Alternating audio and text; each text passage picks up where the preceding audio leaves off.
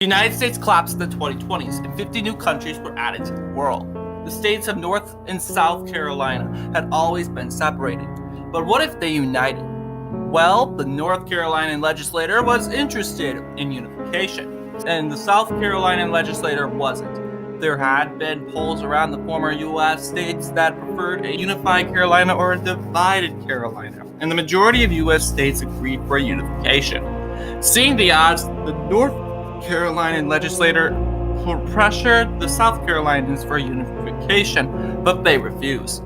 But it gets more intense. Georgia was very supportive for a unified Carolina, promised to pay North Carolina for unification, and would pay for an invasion. So with Georgia covering North Carolina's back, North Carolinians invaded on the 1st of July.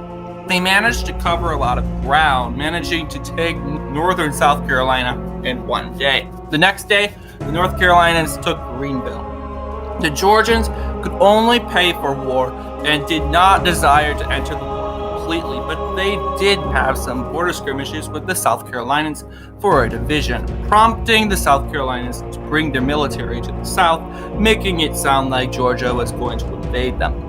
By the next week, the northern forces were bordering the outskirts of Columbia. The southern forces would manage to hold on to Columbia, barricading the city, but the northern forces would furtherly advance down the Georgian and Atlantic borders. Charleston was captured, and the whole southern forces were encircled.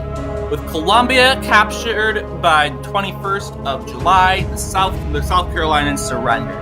South Carolina would join North Carolina under a unification.